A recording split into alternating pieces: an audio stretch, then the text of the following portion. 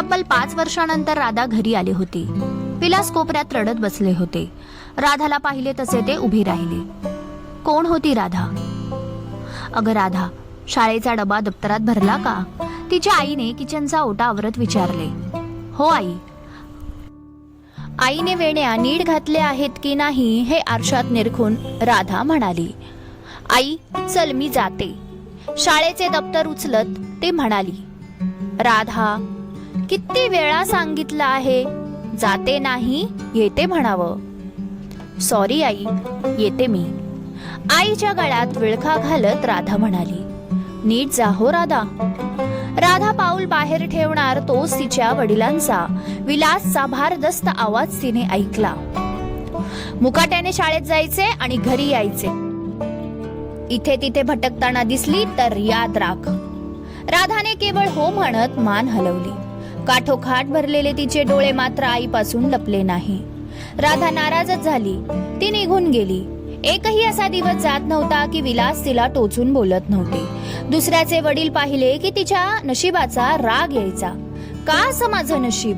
नीट वागून देखील असं वडील का वागतात? ती अनेकदा आईला विचारायची. आई, वडिलांचं वागणं असं का? आई म्हणायची, स्वभावाला औषध नसतं राणी. हा असा स्वभाव का? स्वतःच्या मुलीशी इतक्या कोरडपणे एखादी व्यक्ती कशी वागू शकते? घरचं वातावरण फार वाईट होतं. उठता बसता ते राधाला बोलायची संधी सोडत नव्हते. एक दिवस रात्री तिने आईचे आणि वडिलांचे बोलणे ऐकले. तिच्या पायाखालची जमीन सरकली. तुला म्हणालो होतो ना, नको आहे मला मुलगी. अहो, आपली राधा गुणी आहे, हुशार आहे, खूप चांगली मुलगी देवाने पदरात टाकली. आता तरी विचार बदला. काही गरज नाही विचार बदलायची. कधी एकदा लग्नाची होते आणि लग्न लावून देतो असं झालं आहे. माझ्या डोक्याला ताप नुसता. तिचं लग्न झालं की ती जाईलच सासरी, पण आहे तोपर्यंत तरी तिला प्रेम दिलंच पाहिजे ना. हे बघ, तू मला हे असलं काही सांगू नको. मला माझी कामं असतात. ह्या मुलीला प्रेम देत बसायला माझ्याकडे वेळ नाही. राधाला हे सारं ऐकून वाईट वाटलं. जन्म दिला आहे तर तिचं संगोपन करणं आपली जबाबदारी आहे. सुवर्णा, राधाची आई, तिचं लग्न लावून देणं बस हीच माझी जबाबदारी. रागातच ते म्हणाले. मुली तर घरच्या लक्ष्मी असतात. बघा, ती आली आणि तुम्हाला चांगलं काम लागलं. आपण खाऊन पिऊन सुखी आहोत. राधाच्या येण्याने सर्वच व्यवस्थित झाले. विलासचं मन वळवण्याचा पुरेपूर प्रयत्न करत सुवर्णा म्हणाली. असं काही नाही. मी माझा कामाचा अनुभव चांगला म्हणून नोकरी मिळाली. ते कावळा बसायला आणि फांदी तुटायला. राधाचा आणि माझ्या कामाचा संबंध नाही. तू मला नको हे सांगत जाऊ. राधाच्या वडिलांचे मन दगडासारखे का होते? मुलगी त्यांना इतकी जड का वाटत होती? काय कारण होते? त्याचे कारण तिला कळत नव्हते. राधा कॉलेजला जाऊ लागली. दिसायला 4 चौघात उठून दिसायची. त्यामुळे कॉलेजची बरीच मुलं तिच्या पाठी होती. घरात वडील असे असल्या कारणाने ती त्या मार्गाला गेलीच नाही. अभ्यास आणि घर, बस हे तिचं कॉलेजचं आयुष्य.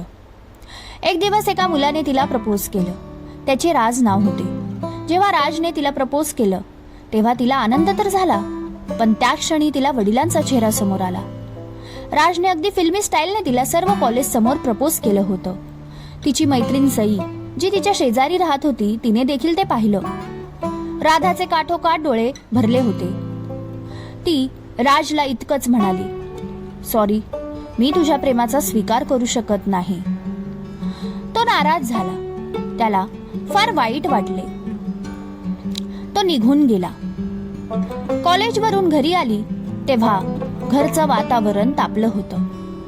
तिला पाहतच वडील तिच्या आईला म्हणाले, तुला म्हणालो होतो ना, ही पोरगी देखील तसंच करणार. शिकायला पाठवले तर प्रेम प्रकरण करत बसली आहे. आई निशब्द होती. आईला तिच्यावर विश्वास होता. बाजूची सई काय बोलत होती तिच्या घरी, तुला कोणी प्रपोज केलं? राधाला कळून चुकलं नक्की काय झालं आहे. ती पोटतिडकीने आई आणि बाबांना सांगू लागली, मी काहीच केलं नाही. त्या राजला मी आवडते म्हणून त्याने मला प्रपोज केलं, पण मी नाही म्हणाले त्याला. बघितलं, मी म्हणाले ना, राधाची काही चूक नाही. आई बाबांना म्हणाली, साऱ्या मुली सोडून हिच्याच बरा पाठी पडला. मला माहित नाही, उद्यापासून कॉलेज बंद. नाहीतर ही देखील जाईल हिच्या आत्यासारखं पळून, माझी अब्रू वेशीला टांगेल. राधा रूम मध्ये गेली आणि रडू लागली. आई आली आणि तिच्या डोक्यावर हात ठेवून समजावू लागली. आई, आज मला कळलं माझ्याशी वागणं असं का. हीच भीती आहे ना बाबांना, मी देखील आत्यासारखं पळून जाईन. पण मी असं अजिबात करणार नाही. त्यांना जी भीती आहे ना ती त्यांच्या मनातून काढणार. बाबांना हवं तसं मी करणार. नाही जात कॉलेजला, घरी बसून शिक्षण करणार. सांग त्यांना. आईने तिच्या वडिलांना लाख समजावण्याचा प्रयत्न केला, मात्र त्यांनी तिला कॉलेजला पाठवलंच नाही. राधाने चांगल्या गुणांनी ग्रॅज्युएशन पूर्ण केलं. तिला चांगलं स्थळ आलं. मुलगा, घरदार सर्व चांगलं होतं. राधानेही होकार दिला. सगळं बाबांच्या मर्जीने झालं. तिला आता तरी वाटत होतं की तिच्यात आणि बाबांमध्ये दरी आहे ती जाईल, पण तसं झालं नाही. कधीच तिची विचारपूस केली नाही. आईच काय ते जीव लावायची. तिचा नवरा किशोर त्याला बाहेरगावी चांगली कामाची संधी आली. तो त्याचे कुटुंब राधाला घेऊन गेला, ते नेहमीसाठी. ती भेट तिच्या आईची शेवटची भेट होईन असं वाटलं देखील नव्हतं. बाबा तेव्हाही तटस्थ होते. जड अंतकरणाने ती निघून गेली. राधा तिच्या संसारात खुश होती. नवरा तिला प्रेम करणारा मिळाला होता. आई अधूनमधून खुशाली विचारायला फोन करायची. थोड्या दिवसाने तिने जुळ्या मुलींना जन्म दिला. ती खूप खुश झाली. तिचा नवरा, घरातील सासू सासरे सगळेच खुश होते. राधाच्या आयुष्यात सुखच होतं. कसल्याच गोष्टीची कमी नव्हती. मातृत्वाचा सोहळा अनुभवत होती. तिच्या नवऱ्याचे मुलींवर असलेलं प्रेम पाहिलं की तिला भरून यायचं. एक दिवस तिला वडिलांचा फोन आला. ती सुखावली. चक्क बाबांनी फोन केला. तो आनंद जास्त काळ टिकला नाही. वडिलांनी हार्ट अटॅकमुळे आई गेली हे सांगायला फोन केला होता. ती मटकन खाली बसली. अंगातून प्राण निघून गेल्यागत झाले. माहेर संपलं होतं नेहमीसाठी. तब्बल 5 वर्षानंतर राधा घरी आली होती. कोपऱ्यात विलास रडत बसले होते. आईचा मृतदेह पाहून लहान मुलीप्रमाणे ती रडू लागली. तीच तर होती जिने समजून घेतलं होतं, माया लावली होती. तिचा नवरा सांत्वन करत होता. फार वाईट झालं होतं. तिच्या मुली तिचे डोळे पुसत होत्या. कार्य उरकलं. राधा आईच्या फोटोकडे पाहून अश्रू ढाळत होती. विलास आले आणि म्हणाले, बेटा माफ कर, मी तुझ्याशी फार वाईट वागलो. माझ्या बहिणीने मनाने लग्न केलं, ते देखील पळून जाऊन. फार बदनामी झाली. तू झाली आणि डोक्यात तेच आलं. तू देखील तसंच केलं तर. नकारात्मक विचार डोक्यात येत राहिले. तुझी आई समजवायची, असं नका वागू राधाशी, ती तसं काहीच करणार नाही. मी मात्र माझ्याच धुंदीत. अगदी काल देखील सकाळी गप्पा मारत होती तेव्हा म्हणाली, माझ्या राधाला कमीत कमी आता तरी बापाचं प्रेम द्या. मी नेहमीप्रमाणे तिचं बोलणं दुर्लक्ष केलं. माहित नव्हतं की असं काही होईल. तिची शेवटची इच्छा पूर्ण करायची आहे. नेहमीच दमदाटी करणारा बाबा आज अश्रू गाळत उभा होता. स्वप्न पाहते आहे की काय असा भास झाला. तिने दीर्घ श्वास घेतला आणि म्हणाली, बाबा कधीच तुम्ही मला जवळ केलं नाही, कारण आत्या असं वागली. नेहमी तोडून बोलत राहिला.